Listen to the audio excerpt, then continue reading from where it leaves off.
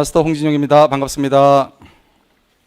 네, 지난 2월 달에 이렇게 강단에 서서 마이크를 잡고 해보고 나서 이렇게 또 무관중으로 강의를 또 하는 또 이렇게 기회를 가졌습니다. 참 익숙하지 않은 그죠? 이게 대화 없이 혼자서 이렇게 얘기를 한다는 게 쉬운 일이 사실 아니거든요.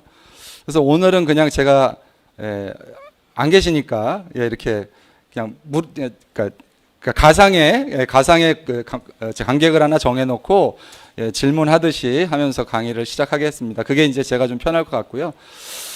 어쨌든 이렇게 익숙하지 않은 것과 이제 익숙해져야 되는 우리가 요즘 무슨 시대라고 그러죠?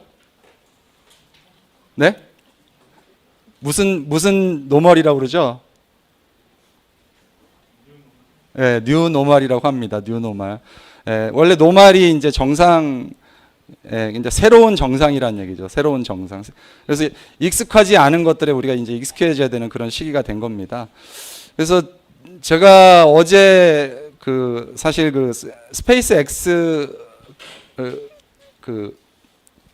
로켓 쏘는 거 보셨나요? 예. 저는 그걸 보면서 한 사람의 꿈이 한 사람의 꿈이 저렇게 개인이 우주로 로켓을 보내는 시대가 됐구나라는 생각을 해봤거든요. 우리가 살다 보면 대부분 꿈을 꾸는 걸 주저하죠. 높이 나르려고 하질 않고 대부분 낮게 나르잖아요. 왜? 낮게 날라야 안전한 것처럼 느껴지지만, 근데 사실은 높게 나르는 사람들은 높게 나르기 위해서 많은 준비들을 하기 때문에 오히려 높게 나르는 게 훨씬 더 안전하다고 합니다. 앨런 머스크가 저는 이제 대부분 분들이 이제 전기 자동차 회사 CEO로 알고 계시죠. 근데 실제로는 원래는 이제 스페이스 X라는 페이팔로 돈을 벌고 매각을 해서 그 돈으로 차린 게 실제로는 이제 스페이스 X 본인의 꿈이었다라는 거죠. 그래서 저는 앨런 머스크가 로켓을 띄워놓고 나서 웃는 환한 표정이 어제 장면을 보면서 잊혀지지가 않더라고요. 그러면서 한 얘기가 있었죠. 이런 것이 삶의 의미가 아니냐는 거죠. 이 자기의 간절한 꿈에 기업이, 국가가 아니고 기업이 유인 우주선을 우주로 보낸 최초의 사례거든요. 그 꿈을 달성한 사람의 그 표정은 무엇으로도 바꿀 수 없었거든요. 그래서 과연 우리가 그런 삶의 의미를 정말 그렇게 살면서 제대로 삶의 의미를 생각해보고 살고 있느냐 하는 반성을 저도 해봤습니다. 오늘 이 시간이 우리의 이 방송을 듣는 모든 분들에게 그런 의미 있는 시간이 되기를 희망합니다. 네. 오늘 이제 제가 소개해드릴 이 애텀이라는 회사는 이제 소비자 플랫폼이죠. 어떤 플랫폼이냐? 소비자 플랫폼 중에서도 여기 뭐라고 써 있죠? 최저가 소비. 최저가 소비를 하는 소비자 플랫폼입니다. 그래서 실제 요즘 아자몰이라든가 애터미의 플랫폼 중에 하나인 아자몰에 이렇게 들어가 보면 네이버 최저가보다도 훨씬 더 저렴한 가격에 많은 제품들이 올라와 있는 걸 확인할 수 있죠. 그래서 실제 그래서 실제 이제 그런 소비자 플랫폼이라든가 이런 플랫폼들을 이제 많은 사람들이 이제 요즘 플랫폼 시대 그러는데 많은 사람들이 이제 헷갈려 하시는데 옆에서 계속 말씀을 하시니까 제가 헷갈리는데요. 아, 그래요? 네네네. 천만 다행입니다. 네. 그래서 이제 플랫폼에 대한 얘기들을 오늘 좀 주로 말씀을 드리고 그 안에서 애터미의 비전이 어떤 건가 그런 설명을 좀 풀어서 드리려고 합니다. 한 이틀 전인가요? 이게 5월 28일이니까 한 4일 됐네요. 우리나라 저도 모르게 그냥 또 지나갔는데 저도 이제 요즘 정신 없어가지고 여기 보시면 뭐라고 되어 있나요? 금리 인하가 0.25%가 또 단행됐죠. 이제 실제 저는 이제 제가 살면서 이렇게 낮은 저금리 처음 봤거든요. 지금 은행 금리가 몇 퍼센트죠? 기준금리가 0.5%입니다. 불과 1.25%에서 0.5%라는 빅컷을 한 지가 지난 3월 달에 했으니까 지금 불과 2달밖에 안 됐는데 두 달 만에 또 0.5%를 내렸는데요. 요번에 이제 이 금리 인하를 한 것에 대해서는 굉장히 의미가 있습니다. 뭐냐면 그동안 우리는 금리를 올리든 내리든 늘 미국을 쫓아갔어요. 그죠? 미국이 내리면 나도 내리고 미국이 올리면 우리도 올리고. 왜? 그렇게 안 하면 원화의 가치가 너무 떨어져서 이제 다 달러가 유출될 수밖에 없는 상황들이 벌어지기 때문에 항상 미국을 따라서 금리를 올리고 내리고 했었죠. 근데 이제 스스로 한국이 먼저 금리를 내렸습니다. 이유가 뭐냐? 이유가 뭘까요? 보통 금리를 내리는 것의 가장 큰 목적은요, 이 경제에 자금을 풀겠다라는 목적입니다. 그러면 그 자금을 개인한테 풀겠다는 거예요? 기업한테 풀겠다는 거예요? 기업한테 풀겠다라는 거거든요. 그만큼 지금 기업의 경영 여건이 좋지 않다라는 거죠. 그래서 지금 이런 것들이 우리가 금리 인하를 단행할 수밖에 없었던 이유가 되겠죠. 2009년 7월 달 이후로 11년 만에 최처음으로 경제 성장률이 마이너스 0.2%를 예상하고 있습니다. 한국은행 경제 성장 전망이죠. 이게 지난해에는 취업자 수가 30만 명이었는데 올해는 10분의 1, 3만 명 수준으로 급감했다라는 거죠. 제가 이제 작년 연말부터 시작해서 계속해서 2020년 이후에 세계 경제는 무지하게 안 좋아질 거라고 여러 번 말씀을 드렸었는데, 이거를 그냥 굉장히 앞당겨서 더 빨리 가속화시킨 게 이제 코로나라는 거죠. 그죠? 그래서 많은 기업들이 지금 자금난에 허덕이고 있죠. 그런 와중에 정부에서 저금리 정책을 내놓으면 기업으로 돈을 풀리게 하는 건데, 이것이 이제 많은 분들이 우려하는 거죠. 가계대출만 더 늘리지 않을까. 지금 사실 우리나라 가계대출도 장난 아니죠. 여기 보시면 1611조. 불과 2년 전에 1400조 가계부채라고 위험하다고 막 한 게 엊그제 같은데 1611조가 가계부채가 됐습니다. 꾸준히 늘고 있고요. 이렇게 가계부채가 커지게 되면 문제가 뭐냐. 나중에 이제 경제가 활성화되면 금리가 다시 올리겠죠? 그러면 그 오른 금리를 감당할 수 있겠느냐라는 겁니다. 경제가 좋지 않은데. 개인들이 과연 지금 시기에서 저금리에서 빌린 돈을 고금리로 전환이 됐을 때 원리금 상환조차 힘들어지지 않겠느냐라는 거죠. 경제 성장률이 0.2%까지 떨어지고 있는 상황에서는 부채 상환이 어려워질 수밖에 없다. 이런 것들이 지금 상당히 많은 취약계층의 연쇄 부실화로 이어지지 않겠느냐. 지금 은행권 대출을 지금 못하고 있는 그 율이 점점 높아지고 있다고 합니다. 실제로. 그런 와중에도 이런 코로나와 이런 그 경제 침체의 와중에도 지금 꾸준하게 지난 4월 달 보면 온라인 매출이 16.9%가 상승을 했고요. 오프라인은 5.5%가 거꾸로 줄었습니다. 그죠? 이유가 뭐냐면 지금 우리나라 전체 가구의 27.9%가 1인 가구라는 것과 코로나가 만나면서 굉장히 빠른 속도로 비대면 소비로 급속도로 전환되고 있다는 겁니다. 그래서 제대로 된 유통 채널이라고 하면, 제대로 된 온라인 유통 플랫폼이라고 하면 소비자는 계속 는다 준다? 앞으로 계속 늘 수밖에 없다라는 겁니다. 네. 그러면 이제 애텀이 지난 1월부터 5월까지 2019년 1월부터 5월까지 대비 매출 성장률을 한번 비교해 본 겁니다. 해외법인 매출 현황인데요. 애터미가 제대로 된 소비 플랫폼이냐 아니냐를 이걸 보면 확인할 수 있는 거죠. 보면 미국 18% 성장했고요. 대만은 대만이 숫자가 안 보이네요. 약 한 90, 거의 90% 성장한 걸로 돼 있고, 싱가포르이 37%, 캄보디아 68%, 멕시코 119%. 작년 동년 제가 2019년 1월부터 5월까지, 올해 1월부터 5월까지, 올해 뭐가 있었죠? 2월부터 코로나 환경에서조차도 애터미 플랫폼은 굉장히 성공적으로 성장을 했다라는 겁니다. 이건 애터미가 다단계 네트워크 마케팅으로서의 플랫폼이 아니고 무슨 플랫폼이다? 건전한 소비자 플랫폼이라는 걸 입증하는 아주 정확한 데이터가 되겠습니다. 네. 그래서 우리가 이런 비대면 소비, 비대면 어떤 플랫폼들이 점점 활성화되는 데 있어서는 4차 산업혁명의 기술이 굉장히 지대한 기여를 했다. 우리가 그런 4차 산업혁명의 기술과 그 비대면 소비를 한마디로 요즘 언택트 시대라고 많이 들어보셨죠? 어는 영어로 얘기하면 이제 그 아니다라는 이제 접두사가 되고 그 다음에 컨택의 이제 합성어죠. 그래서 언택트라는 거죠. 만나지 않고서 혼자 쇼핑할게요. 나 좀 내버려도 쇼핑이라는 거죠. 이게 굉장히 급속도로 전 세계적으로 활성화가 되고 있다라는 겁니다. 그래서 그 과거에는 온라인에서 오프라인과 어떤 식으로 연결이 됐냐면 내가 오프라인에 어떤 물건을 취득하기 위해서 온라인에서 예약을 하는 그런 의미로서 온라인과 오프라인이 결합했다. 그리고 우리가 이제 흔히들 얘기하는 O2O 비즈니스라고 하죠. 온라인 쇼핑몰에서 구입한 물건을 상품을 오프라인 가서 찾아가는 거죠. 근데 지금 현재는 O2O가 아니고 O4O라고 그래서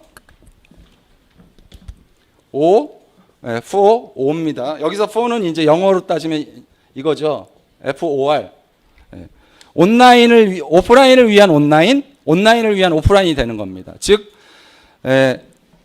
온라인상에 있는 모든 빅데이터를 이용해서 맞춤 추천, 인공지능이 그 사람에 대해서 맞춤으로 추천을 해주는 거죠.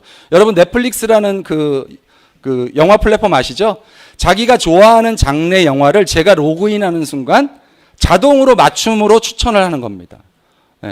그리고 이런 온라인에서의 그런 데이터를 기반으로 오프라인과 연결되어 있는 어떠한 오프라인에서도 그 데이터가 연결돼서 고객들한테 효율적인 서비스를 제공한다. 그런 시대가 됐다라는 거죠. 이것이 결국은 사물 인터넷, 우리가 잘 아는 인공지능, 빅데이터, 이런 이제 거대한 4차 산업혁명의 기술 트렌드 속에서 언택트는 앞으로 점점 더 발전할 수밖에 없다라는 겁니다. 이런 것들이 좋은 예죠. 우리가 잘 아는 스타벅스의 바리스타 앱입니다. 그냥 앱으로 로봇과 대화하는 거예요. 자기가 주문할 거를 대화를 나누고 그리고 자기가 결제까지 합니다. 그러면 그 스타벅스 매장 안에서 바리스타가 하는 역할은 뭐예요? 오로지 커피를 만드는 것만 하는 거예요. 계산까지 여기서 딱 끝난 상태에서 그냥 챗봇이랑 대화를 통해서 이제 주문을 완료하는 거죠. 이거는 이제 아마존 북스라고 저도 처음에 좀 의아했습니다. 야, 아마존이 온라인상에 책이 그렇게 많은데 왜 오프라인을 만들었을까 지금 세상에. 이게 이제 O4O의 가장 정확한 모델 중에 하나인데요. 온라인 아마존 서점에 올라와 있는 별점을 순위대로 조사를 해서 별점이 높은 순, 평가가 좋은 순, 그거를 3,000권 정도만 이렇게 오프라인 상에다가 전시를 하는 겁니다. 그러면 소비자들은 아마존 온라인 상에서 자기한테 그 인공지능이 추천한 책을 골라서 별점이 높은 순으로 골라서 여기 가서는 그냥 책만 들고 나오는 거죠. 그런 식으로 앞으로의 모든 유통이 소비 시장이 바뀌고 있다라는 겁니다. 네. 그래서 이렇게 그 소비 패러다임이 바뀌고 있는 속에서는 소비자의 소비 패러다임을 쫓아가지 못하면 모든 기업은 도태될 수밖에 없다라는 겁니다. 소비자들이 실제로 소비 지갑을 다 어디서 열고 있어요? 온라인에서 열고 있다라는 겁니다. 전체 소비 시장의 61%가 오프라인이 아닌 온라인상에서 지금 소비가 일어나고 있다. 굉장히 무서운 숫자죠. 이 숫자는 앞으로도 늘어날까요? 줄어들까요? 늘어날 수밖에 없다라는 거죠. 우리도 여기에 맞춰서 소비자이긴 하지만 소비의 객체로서의 소비자이기도 하고 저희는 유통의 허브로서 애텀이라는 플랫폼을 제3자에게 전달하는 역할을 하기 때문에 이런 소비의 변화의 패러다임을 정확히 인식하셔야 된다고 생각을 합니다. 그래서 과거는 이렇게 싱글 채널 방식이었습니다. 소비자와 오프라인 상에서 1대1로 만남이 이루어졌죠. 오프라인 상에서만. 그거는 이제 다 지나갔고 멀티 채널, 온라인과 오프라인이 서로 경쟁하는 체제였어요. 지금 문을 닫는 모든 세계적인 유통회사들의 다 전형적인 모델이 다 멀티 채널 방식입니다. 오프라인으로서 온라인으로서 독자적인 채널만 가지고 경쟁하다 보니 경쟁에서 살아남을 수가 없는 거죠. 그래서 지금은 한 회사가 옴니 채널, 온라인과 오프라인을 4차 산업혁명의 기술로 결합해서 소비자들한테 정말 좋은 양질의 서비스, 양질의 제품, 정말 저렴한 가격으로 그렇게 서비스를 제공할 수 있는 기업들만이 이 옴니 채널의 소유주로서 살아남는 시대가 돼버렸다라는 겁니다. 실제 이런 옴니 채널의 시대를 우리가 이제 유통 4.0 시대라고 하고요. 여기 보시는 것처럼 기존에 있는 모든 유통이 4차 산업혁명의 기술과 결합된 이런 시대를 우리가 유통 4.0 시대라고 하고, 앞으로 이 유통의 4.0 시대는 점점 더 가속화된다라는 겁니다. 그래서 실제로 미국에서 멀티 채널 그리고 오프라인 점포를 소유한 기업들의 매출은 급감을 해서 소매점 4,300개 점포가 이미 폐점을 단계를 밟아 나가고 있죠. 쇼핑몰의 3분의 1이 폐점이기고, 지금 역사가 110년 이상 된 미국의 많은 백화점들이 문을 닫고 있습니다. 보시면 미국에서 가장 고급 백화점 중에 하나죠. 니만 마커스, 유명한 백화점이죠. 제이시페니, 메이시스, 노드스톰, 이런 백화점들 다 100년이 넘은 백화점들이에요. 113년, 115년, 118년 된 백화점들이 소비자의 패러다임의 변화를 쫓아가지 못했다는 그 이유 하나만으로 8만 5천 명이라는 직원을 일시 해고하고 문을 닫고 있습니다. 그만큼 빠른 속도로 변화가 일어나고 있다는 거예요. 한국에서도 예외가 아니죠. 한국에서도 진짜 쇼핑 1번지라고 하는 롯데쇼핑이 앞으로 3년 안에 700개 점포 중에 200개 이상을 문을 닫을 거라고 하는데 더 많이 닫을 수도 있습니다. 더 많이 언컨택트에 대한 소비가 커지면 커질수록요. 그래서 이런 소비 변화를 계속해서 빠르게 만드는 사람들이 결국 주체가 누굴까요?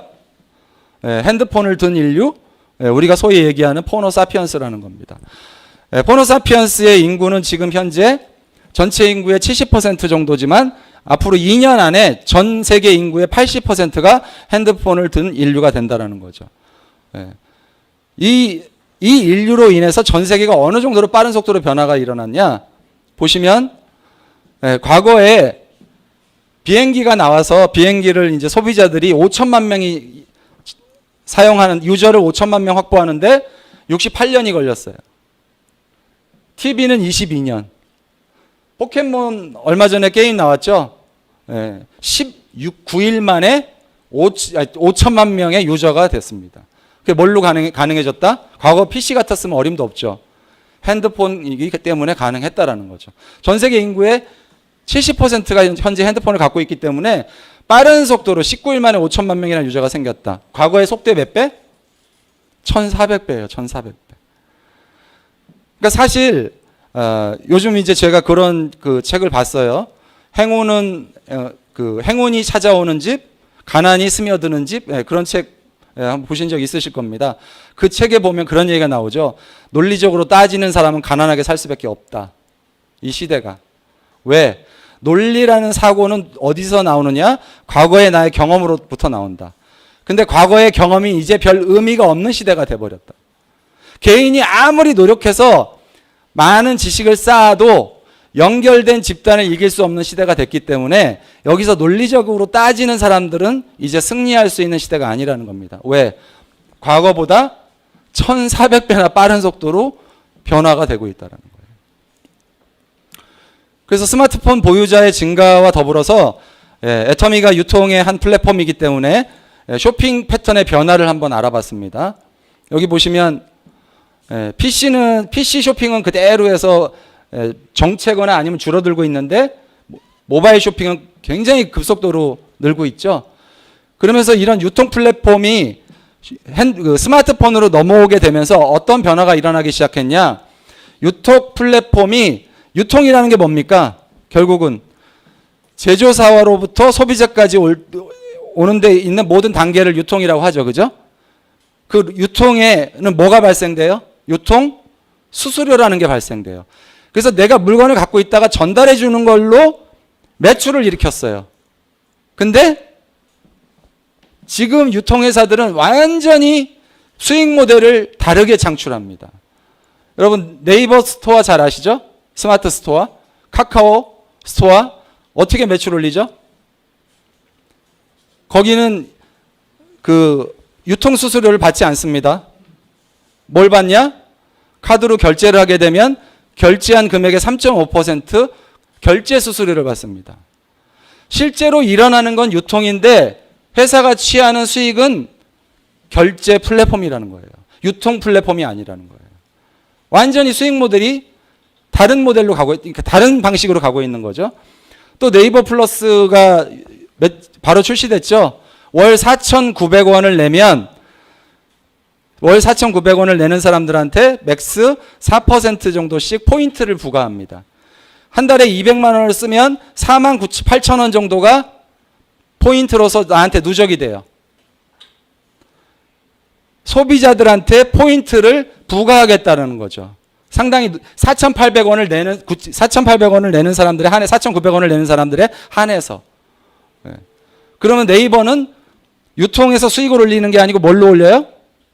이 사람들이 내는 월 회비 4,900원을 모아서 그 4,900원을 낸 사람들한테 포인트를 주고 네이버 스토어를 이용할 때 혜택을 주겠다라는 거예요. 그럼 이 4,900원을 낸 사람들은 앞으로 다른 데서 쇼핑을 할까요? 안 할까요? 안 하겠죠. 이런 식으로 유통 플랫폼이 수익 모델 자체가 바뀌고 있다는 거죠. 또한 소비자 입장에서는 너무나 많은 쇼핑몰이 있고 너무나 많은 제품들이 있어요. 쿠팡에서 수영복 제가 쳐보고요. 제가 살 수영복을 찾다가 눈이 빠지는 줄 알았어요. 너무 많아 종류가. 도대체 이 중에서 뭐를 사 입어야 내가 잘 샀다고 제 스스로 만족할지 저도 알 수가 없어.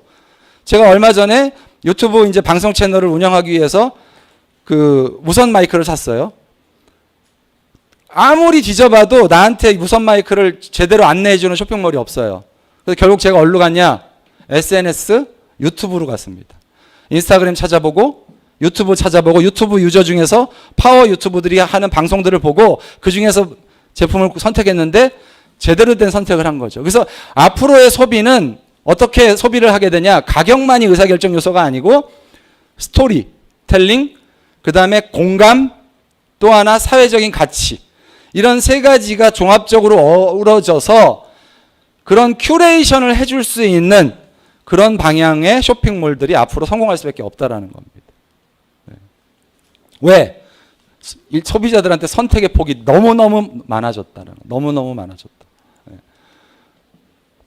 세 번째로는 경쟁자의 숫자가 폭증하고 있어요. 폭증. 저 뒤편에도 설명이 나오지만 요즘에는 오픈마켓을 통해서요. 내가 자동차를 생산하고 싶다 그러면 엔지니어들을 구해가지고 불과 2, 3년 만에 그냥 자동차 생산하는 그런 시대가 돼버렸어요. 쇼핑몰을 누구든지 쉽게 열 수가 있고 또 누구든지 그 3D 프린터 아시죠? 3D 프린터로 누구든지 상품을 만들어서 판매를 할 수 있게 되는 그런 시대가 돼버린 겁니다. 그러다 보니 경쟁자는 많아지니까 모방할 수 없는 특징을 갖는 그런 쇼핑몰들이 그런 개성을 가진 기업들이 살아남는 시대가 됐다라는 겁니다. 그런 최강의 컨텐츠로 중무장한 유통 플랫폼들이 전 세계를 점령하고 있다. 아마존의 브랜드 어필리에이트라는 프로그램은요. 제가 그 물건이 판매되도록 다른 사람에게 판매가 되도록 제가 기여를 하면요. 8%까지 0에서 10%까지 판매 금액을 보상해 주는 프로그램이 있습니다. 이게 우리나라에도 있습니다. 쿠팡 파트너스라고 프로그램에 가입을 하면 유저의 블로그나 SNS에 노출해서 판매가 일어나면 그 판매 수수료를 또 제공합니다. 중국의 이커머스 업체 판도더는 친구들을 많이 모아오면 모아올수록 가격이 다운돼요. 그리고 인공지능으로 이 사람이 고객이 주로 구매하는 제품들을 페이지를 오픈했을 때 자동으로 추천해줘요. 이런 누구도 모방할 수 없는 이런 특징을 가지고 사실은 판도더가 중국에 진출할 때만 하더라도 어느 누구도 알리바바, 징둥을 이길 수 없다라고 했는데 불과 진출 3년 만에 중국 2위 업체가 됐습니다. 이만큼 모방할 수 없는 특징을 가진 업체들이 등장하면 시장에 영향을 준다라는 거죠. 그래서 이렇게 플랫폼들이 성장하는 이유들을 가만히 봤더니 도대체 왜 이렇게 플랫폼들이 성장하는지 이유를 봤더니 이것 때문입니다. 한계 비용 제로의 시대. 자, 과거에는 내가 자동차 택시 회사를 만들었어요. 그럼 택시가 10대야. 그러면 내가 더 택시를 많이 불려야 돈을 더 벌 수 있으니까 택시를 사게 됩니다. 그죠? 그럼 또 기사를 고용해야 돼요. 그러면 그 사람들이 있을 수 있는 공간도 마련해야 돼요. 비용이 많이 들죠. 근데 지금은 우버라는 회사는 기사 하나 늘어나는데 추가 비용이 들어야 안 들어요? 전혀 들지가 않거든요. 플랫폼 하나만 만들어 놓으면 무한대로 기사들이 들어오고 무한대의 소비자들이 들어와서 거기서 어떤 경제 활동이 일어나는데 여기서 발생되는 추가 비용, 즉 경제용어로 한계 비용이 제로라는 얘기예요. 이거는 기업이 이쪽으로 투자할 수밖에 없는 가장 강력한 요소라는 거죠. 최근에 나온 용어죠. 이제 여기서 한 단계 더 나가서 지금은 연결 비용이 제로인 시대를 아까 이제 제가 한계 비용으로 말씀드렸는데 이게 이제 그 우리나라 한영회계법원이라고 잘 아시죠? 어니스트 형. 그 한영회계법원 연구소에서 쓴 책입니다. 슈퍼플로이드 경영전력이라고. 이게 뭐냐면 그 물리학에서 보면은요. 액체인데 마찰 지수가 제로, 마찰 계수가. 그러니까 마찰력이 전혀 존재하지 않는. 왜 이 용어를 썼느냐? 경제학에서 슈퍼플로이드 거래 비용이 제로인 시대가 됐다. 연결 비용뿐만이 아니고 소비자와 제조사 사이의 거래 비용 자체가 아예 제로인 시대가 도래했다라는 거예요. 이 얘기 뭐예요? 중간자가 없어졌다라는 거죠. 지금 현재 있는 우버, 아마존 다 강력한 중앙집권식, 중앙통제식 공유경제 방식을 운영하고 있는데 지금 새로 나오는 플랫폼들은 아예 중간이 없습니다. 소비자와 생산자가 직접 만나고 암호화폐로 결제하는 방식으로 가고 있거든요. 그래서 지금 보면 라주즈라는 이탈리아 회사입니다. 어떤 회사냐? 소비자는 저 택시를 이용하려면요 미리 그 회사의 암호화폐를 본인이 전자지급으로 구입을 합니다. 그리고 택시 운전사한테 그 암호화폐로 페이를 해요. 자동으로. 그러면 택시 운전사는 과거에 우버 같으면 20에서 30%씩 수수료를 떼어갔어요. 이 회사는 수수료 일체 가져가지 않습니다. 아까 제가 말씀드렸죠? 거래 비용 제로. 그럼 이 회사는 어떻게 먹고 사냐? 암호화폐를 상장했을 때 가치가 올라갔을 때 돈을 버는 거예요. 그렇게 사회가 변하고 있다라는 겁니다. 똑같은 모델이 에어비앤비가 블록체인 기술을 이용해서 똑같이 이런 방식으로 지금 거래가 일어나고 있습니다. 에어비앤비 같은 회사가 에어비앤비가 직접 하는 건 아니고 여기 보시면 이제 슬롯잇이라는 회사가 에어비앤비 플러스 블록체인을 결합해서 중간에 수수료를 전혀 가지하지 않는 그런 블록체인 기술을 이용한 플랫폼들을 만들고 있다는 거죠. 그래서 이런 슈퍼플로이드 시대에서 생겨나는 어떤 영향 같은 거를 보면 이런 게 있습니다. 이종사업자와의 무한 경쟁. 여러분 한번 상상해 보십시오. KB국민은행이 네이버와 은행 가지고 싸움할 거라고 상상했을까요? 상상했을까요? 카카오톡하고 은행 갖고 싸울 거라고 상상했을까요? 상상 못했을 겁니다. 롯데쇼핑이 네이버와 싸울 거라고 생각했을까요? 네. 플랫폼 기업이 소비자 회원이 확보된 플랫폼 기업이 모든 걸 독식하는 시대가 됐어요. 네. 저렇게 해서 거래 비용이 제로가 돼서 모인 회원들은 그것으로만으로 엄청난 파워를 발휘한다는 거예요. 네. 패스트 팔로우가 쫓아갈 수가 없는, 패스트 팔로우라는 게 뭐냐, 후발주자들이 나와서 죽어라고 뛰어도 영원히 쫓아갈 수 없는 그런 기업들이 탄생하는 거죠. 네. 저도 이거 보고 깜짝 놀랐는데 아까 말씀드린 거죠. 로컬 모터스라는 회사는요, 오픈마켓에다가 자동차를 개발한다고 해놓고 500명의 엔지니어와 디자이너를 그냥 온라인상에서 컨택한 거예요. 그래가지고 그 사람들하고 18개월 만에 차를 양산하기 시작했습니다. 기존의 자동차 회사들은요, 7년에서 10년이 걸렸어요. 새로운 그 회사를 만들어서 차를 새로 만들려면. 근데 이제 이 로컬 모터스라는 회사는 엔지니어들도 고용하지 않아요. 엔지니어들이 각자 다 따로 일을 하는 거예요. 그리고 차를 만들어서 인터넷으로만 주문받고 인터넷으로만 팔아요. 자기 공장도 없어요. 공장도 아웃소싱. 이렇게, 그러니까 이게 무슨 얘기냐면 지금은 경쟁 상대가 따로 없다라는 겁니다. 여러분, 우리 청소기로 유명한 다이슨 아시죠? 다이슨이 벤츠랑 싸우는 거 아세요? 웬 자동차 회사랑 싸웁니다. 왜? 다이슨이 전기 자동차를 만들겠다고 발표했죠. 네. 이 사회가 전기 자동차는 과거에 우리가 알고 있는 그 자동차처럼 부품이 3만 가지 이렇게 많이 필요 없거든요. 청소기 만들 수 있을 정도 능력만 되는 회사면 얼마든지 만들 수 있는 시대가 됐다라는 거예요.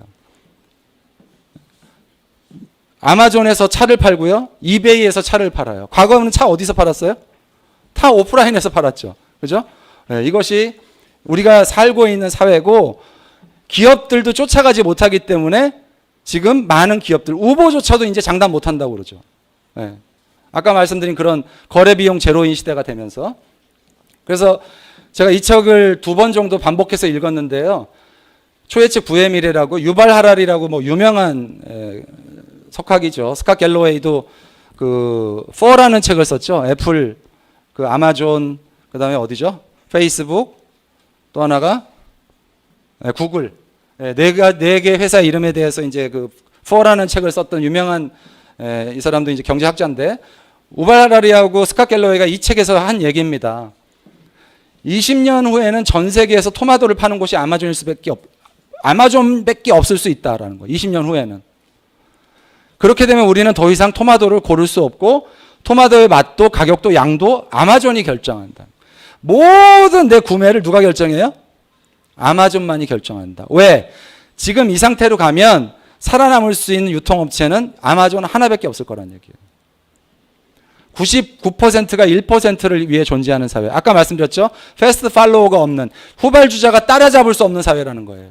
어느 누구도 이미 시장을 선점한 카카오톡이나 네이버를 따라잡을 수가 국내에서는 없다라는 거예요. 이미 4천만, 2천, 네이버 라인 같은 경우는 뭐 2천만이나 소비자 갖고 있죠. 카카오톡 4천만이나 소비자를 갖고 있죠. 어마어마한 일들이 벌어지는 거죠. 그렇기 때문에 부는 1%도 안 되는 사람들이 독식할 수밖에 없고 99%는 일자리를 걱정해야 되는 시대가 됐다는 거죠. 그러면서 이 유발 하라리가 한 얘기 중에 소름 끼치는 얘기가 있어요. 이 책에 딱 저도 거기서 그러니까 눈이 떨어지질 않는 문구가 뭐였냐면 우리가 걱정할 것이 직업이 없어지는 게 아니라는 거죠. 그건 당연한 거라는 거예요. 일자리가 없어지는 걸 걱정하는 게 아니라는 거죠. 일자리가 없어지면 어떠냐는 거죠. 근데 문제는 우리가 걱정해야 될 게 일자리가 아니고 사람이라는 거죠. 일자리가 다 사라진 사회 속에서 과연 인간이 어떻게 존엄성을 지키고 살지 전 세계가 고민해야 될 시점에 왔다라는 게 이 책에서 유발 하라리가 한 얘기입니다. 스캇 갤러웨이가 한 얘기는 이 사람은 이제 거의 사회주의자처럼 얘기를 했죠. 가파, 구글, 페이스북, 아마존, 애플 이 네 회사를 해체시켜야 된다고 그랬어요. 다 잘게 쪼개가지고 해체시켜서 고용이 창출되고 그것이 골고루 많은 사회에 그 영향이 그 사람들의 수익이 돌아갈 거라는 거예요. 지금 같은 형태로는 소수의 극단적인 부자들만 만들 수밖에 없는 구조다라는 거죠. 결국은 이 슈퍼플루이드 시대, 플랫폼 시대에서는 부가 어떻게 된다? 독점된다라는 얘기입니다. 이거를 벗어날 수 있는 사람은 아무도 없다는 거죠. 결국은 지금 미국과 중국이 이렇게 무역 전쟁을 심하게 하는 이유가 뭐냐? 이것 때문이라는 얘기가 많습니다. 부의 원천인 데이터를 누가 소유하느냐. 사실은 미국이 중국을 굉장히 강력하게 공격을 시작된 게 작년인데 그게 시기가 언제랑 맞아떨어졌냐면 중국이 데이터 주권이라는 거를 발표하죠. 중국 내에서 발생된 모든 데이터는 중국 내의 저장 장치 안에만 저장돼야 된다고 발표한 겁니다. 앞으로 미래 사회의 모든 원천의 부가 어디다? 데이터라는 거예요. 한번 생각해 보십시오. 중국 국민 몇 명이죠? 뭐 15억이라고 쳐봐요. 15억 인구의 유전자 지도를 갖고 있는 나라.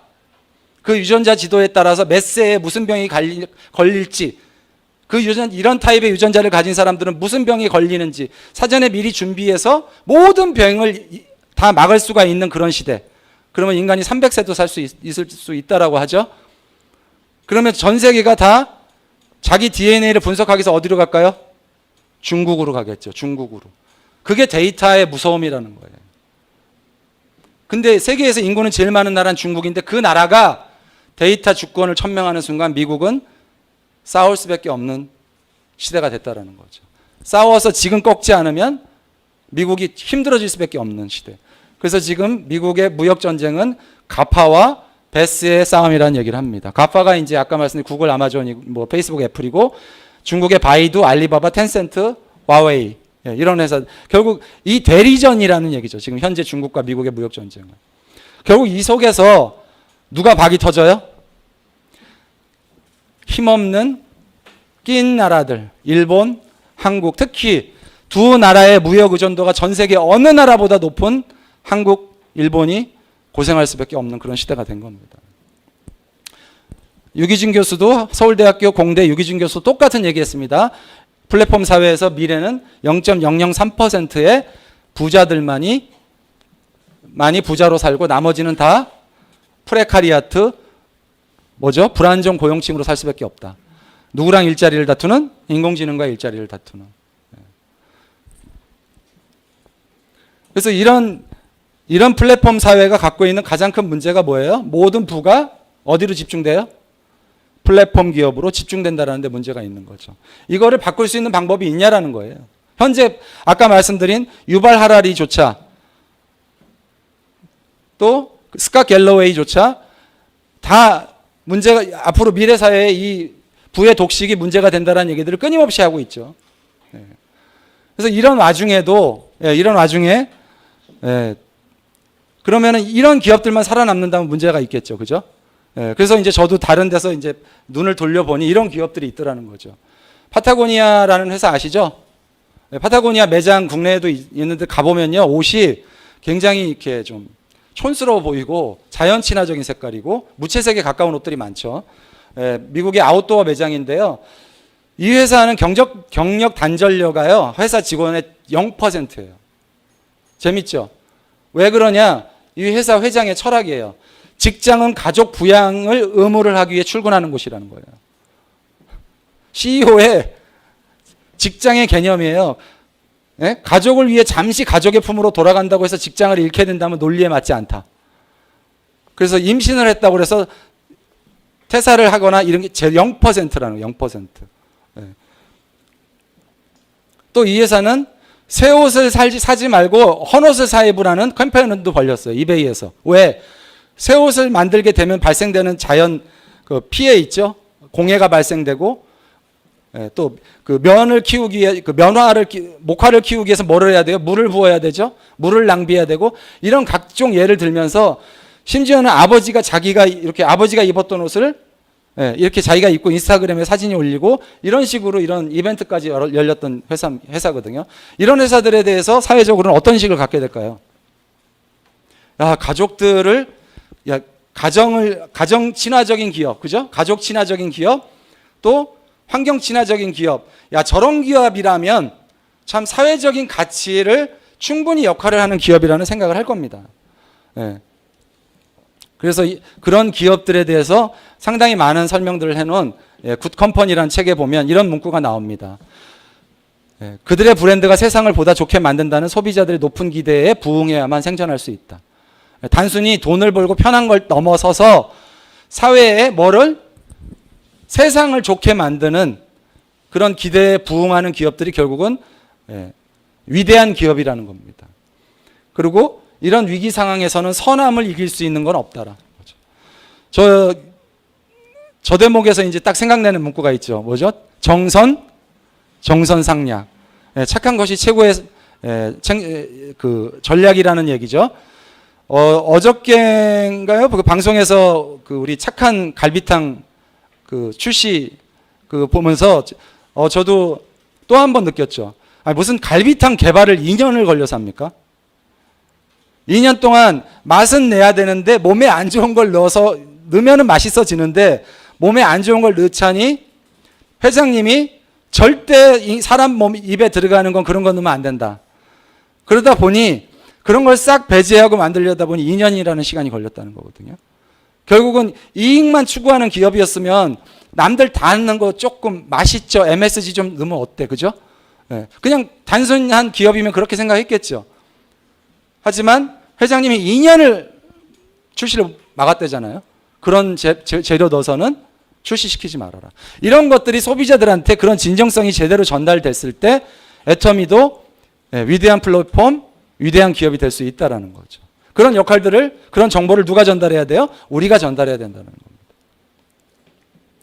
그래서 막연하게 애터미가 소비자 플랫폼으로서 전 세계에 진출하고 있고 그걸 통해서 소비자들이 돈을 벌 수 있다. 이런 개념을 떠나서 애터미가 사회적 가치로서 애터미 존재 이유가 무엇인지를 우리가 대답할 수 있고 설명할 수 있어야 된다는 겁니다. 그래야 애터미가 소비자들의 선택을 받게 된다는 거죠. 실제 애터미는 이렇게 보시면 됩니다. 아까 말씀드렸지만 지금의 모든 소비자들은 소비자의 그냥 객체로만 남을 건지 아니면 아까 아마존의 어필리에이트 프로그램처럼 본인이 직접 수익을 올릴 수 있는 유통 플랫폼의 한 주체가 될 건지를 선택 강요받는 시대거든요. 애터미뿐만이 아니고 지금 세계적인 많은 유통 플랫폼들이 그걸 강요하고 있단 말이죠. 소비자들한테. 아무것도 하지 않는 소비자들한테 결국 아무것도 줄 수가 없는 거죠.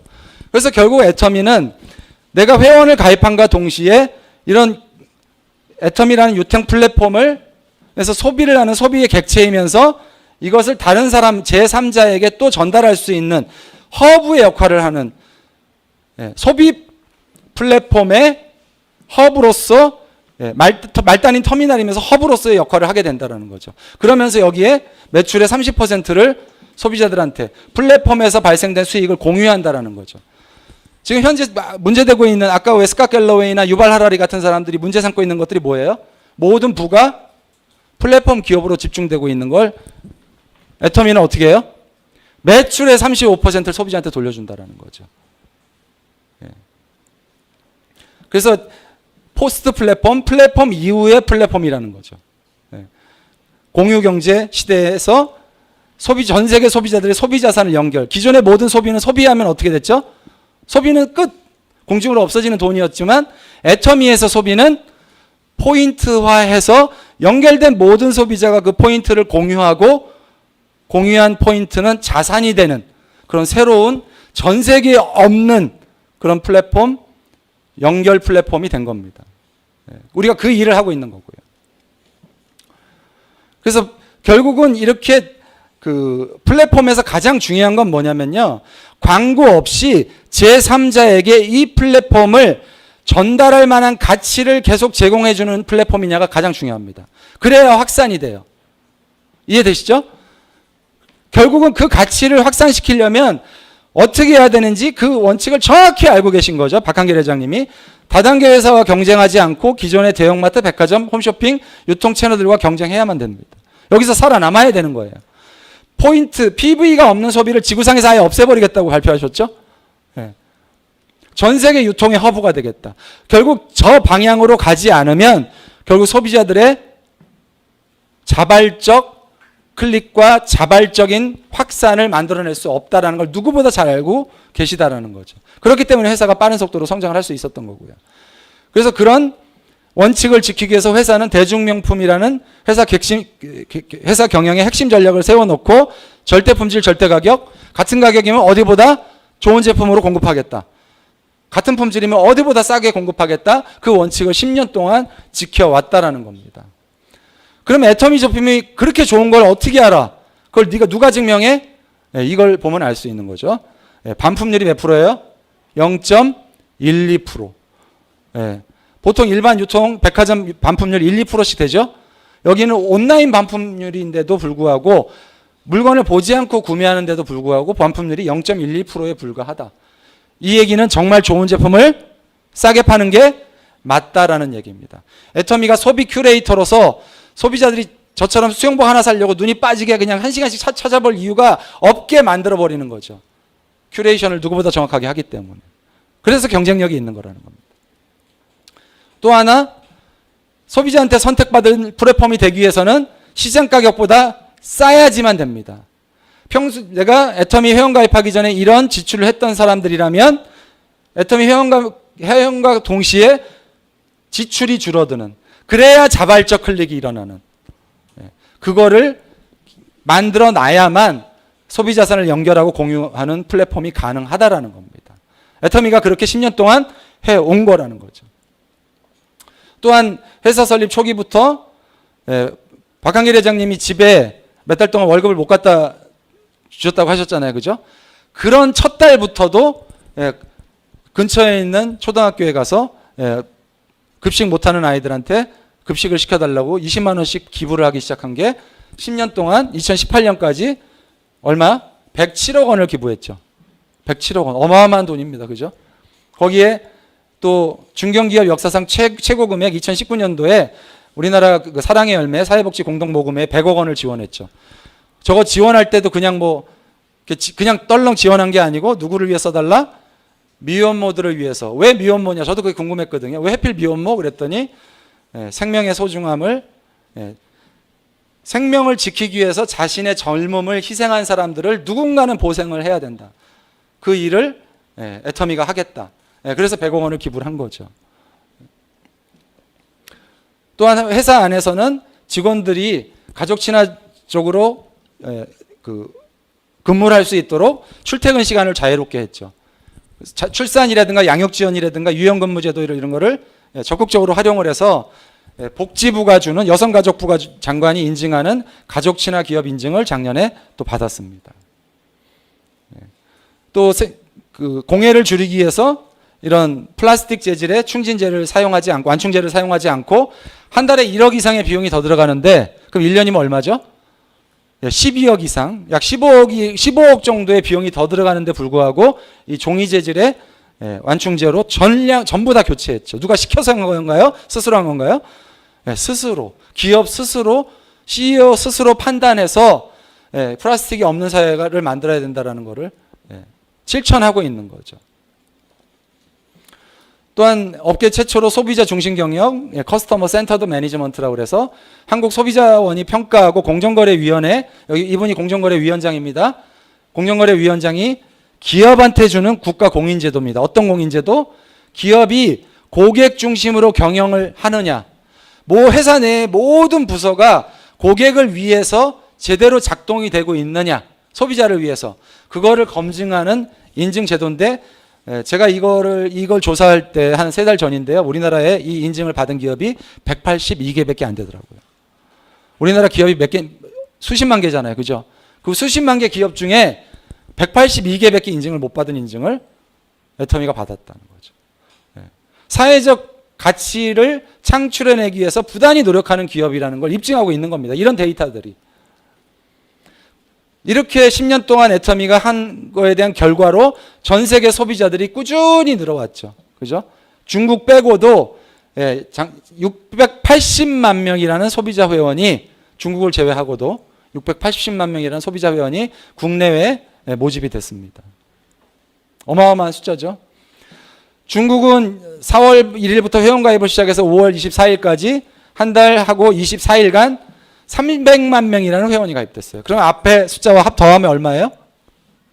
근 1000만 명. 유효 회원 1000만 명이라는 어마어마한 숫자가 애터미의 가치 안에 모여 있는 겁니다. 2020년 현재 전 세계 14국에 진출했죠. 한국의 헤드쿼터를 갖고 있고 아시아 퍼시픽, 북미, 중미, 유럽까지 전 세계 모든 대륙에 지금 진출하고 있습니다. 2020년에 중국, 인디아, 콜롬비아, 홍콩, 베트남, 2021년에 터키, 뉴질랜드, 영국은 이미 지사 설립을 했죠. 카자흐스탄, 독일, 2020년에 브라질, 이태리 해가지고 유럽까지 이제 진출을 합니다. 한번 상상을 해보십시오. 전 세계 소비자들의 소비자산을 저렇게 다 연결을 해나간다고 생각해 보세요. 연결된 모든 소비자들 안에 뭐가 발생돼요? 소비를 할 때마다 뭐가 발생돼요? 포인트가 발생되죠. 그 포인트를 공유합니다. 만약 제가 앞으로 5년 뒤, 10년 뒤 소비자 플랫폼을 계속 확장시켜 나간다. 우리는 어떤 사람들이 될까요? 전 세계에 쇼핑몰이 오픈되어 있는 쇼핑몰의 사장이 되는 겁니다. 정말 이 세상에 없던 연결이거든요. 그래서 전 세계 소비자가 애터미 우산 아래 하나로 모이고 있는 그런 시대다 겁니다. 국내 매출 작년에 이미 1조를 돌파했고 글로벌 통합 매출 1조 5천억을 기록했죠. 해외 시장은 진출 9년 만에 연평균 58%의 매출 성장을 기록했고 해외 회원만 300만 명, 중국까지 이제 합치면 600만 명의 해외 회원이 발생을 했습니다.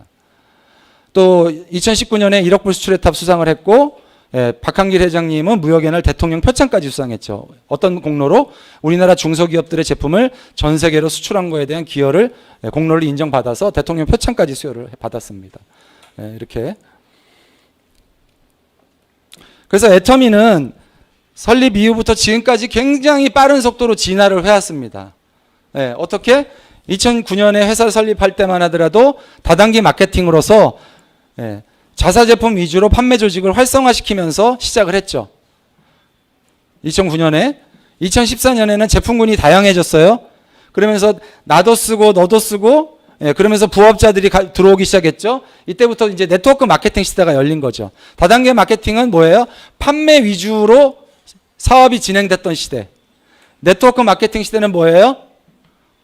소비를 하면서 소비와 판매가 같이 공존하는 시대. 유통의 허브는 뭡니까? 글로벌로 소싱해서 글로벌로 팔겠다. 또 글로벌로 네트워크를 만들고 애터미가 전 세계 모든 물류의 유통의 허브가 되겠다라는 그걸 천명한 원년이기도 합니다. 또 2020년에는 플랫폼 시대, 올해가 플랫폼 시대 원년이 되는 거죠. 그것도 세상에 없는 소비를 자산으로 만드는 그런 플랫폼 시대가 된 겁니다. 포스트 플랫폼, 글로벌 원마케팅으로 소비를 연결하고 소비를 공유하는 그런 플랫폼. 그래서 애터미를 과거 10년 전에 보신 분들은 애터미 난 못 팔아. 그렇게 얘기하시는 거죠. 근데 애터미를 지금 만나신 분들은 나만 쓰면 되겠네. 그러면 생활비도 줄어들고 좋네. 그죠?